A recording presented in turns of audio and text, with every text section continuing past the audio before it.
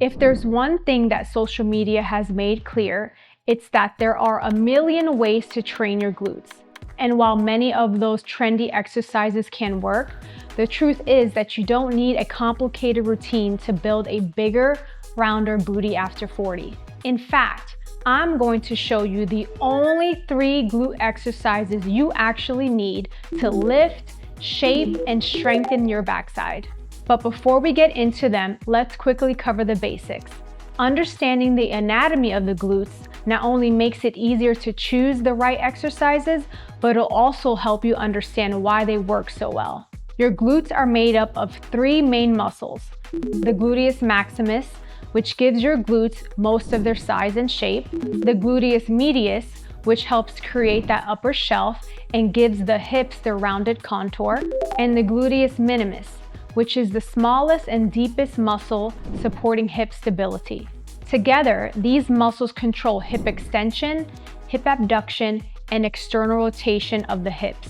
3 patterns you must train if you want rounder, more lifted glutes, especially as you get older. Now that you understand what we're working with, let's get into the only 3 glute exercises women need after 40. Exercise number 1, hip thrust. For women over 40 who want to shape their backside, the hip thrust is one of the most effective movements you can do, and the research backs this up. One 2019 study found that the barbell hip thrust produced greater glute activation than more traditional lower body exercises. This 2015 study showed that the barbell hip thrust activated both the gluteus maximus and the biceps femoris to a significantly greater degree than the back squat. And a 2018 study comparing hip thrusts and deadlifts found that while the deadlift was better for hamstrings, the hip thrust generated higher gluteus maximus activation. This makes hip thrusts especially valuable because the biomechanics naturally place the hamstrings at a mechanical disadvantage. When your hips extend while your knees stay bent, the hamstrings start in a position of active insufficiency. In simple terms, they can't produce much force in this position. That means that the glutes take over the majority of the workload.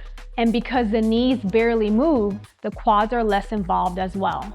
This is exactly why hip thrusts are such a powerful glute builder. They allow you to isolate and load the glutes heavily without the fatigue and joint stress that often comes with squats or deadlifts. For women over 40, that combination, maximum stimulus with minimal wear and tear, is ideal. To get the most out of your hip thrust, here's what I recommend. Keep your shins vertical at the top of the rep with the knees bent at least 90 degrees. Research shows that straighter knees shift tension to the hamstrings and away from the glutes. As you lift, drive the knees out slightly to incorporate a small degree of abduction and external rotation. This engages the gluteus medius and upper glute fibers more effectively.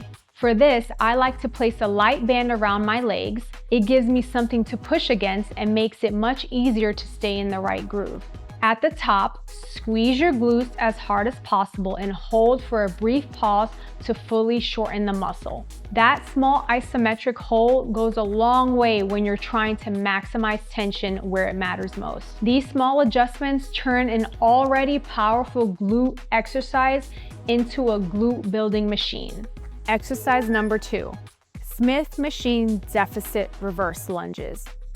The Smith machine deficit reverse lunge is one of the smartest movements you can include in your routine. The setup is simple. Elevate your working leg on a box or a stack of plates, lower yourself until your back knee gently touches the floor, and then drive up through the elevated foot.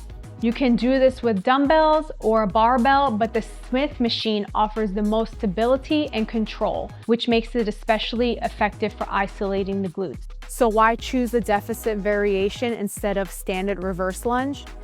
One study comparing common lower body exercises found that step-up movements, which use a similar elevated setup, produce some of the highest levels of glute activation compared to squats and deadlifts.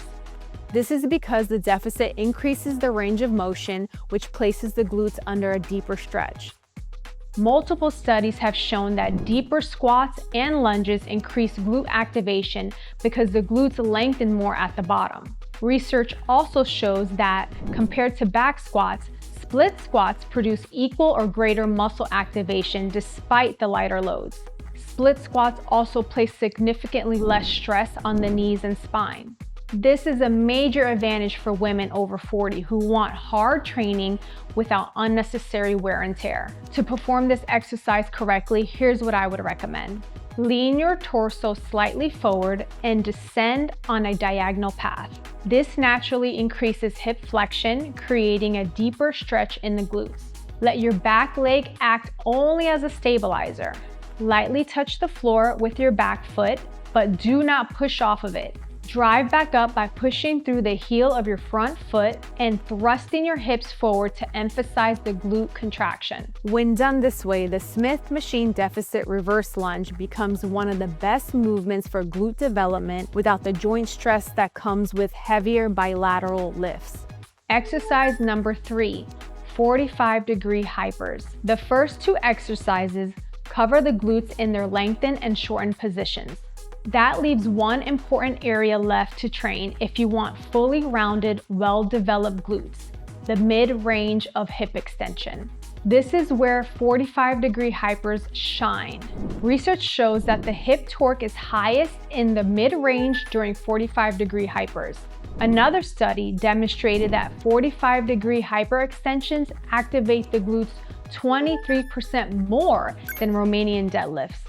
For women over 40 who want maximum glute activation without loading the spine with heavy weight, the 45-degree hyper is not only highly effective, but also significantly safer and easier to recover from. For best results, set the pad just below your hip crease.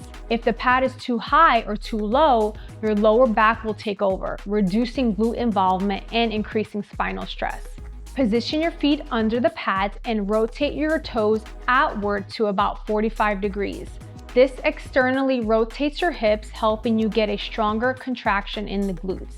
At the bottom, allow your spine to round forward. This may feel like bad form, but rounding your back here actually reduces your lower back involvement and shifts more of the work to your glutes. Lower yourself as far as you comfortably can by bending at the hips. If you're holding weight, keep the weight slightly away from your torso rather than hugging it. This increases the moment arm, which increases tension on the glutes. While keeping your back rounded, raise your torso by driving your hips into the pad and pulling yourself up using your glutes, not your lower back. And since straighter knees tend to shift tension away from the glutes, keep your knees slightly bent throughout the movement. By executing the exercise this way, the glutes remain the focus from start to finish. And if you're still struggling to build bigger, rounder glutes, grab a copy of my brand new program, BOOTY-FUL 40. It's a science-based glute specialization program specifically created for women over 40 who struggle to build their butt. And right now, you can get the entire system free. Just click the link in the description, enter your name and email, and get instant access. And if you found this video helpful, make sure to click the like button below and subscribe for more videos so you don't miss the next one. Bye-bye now.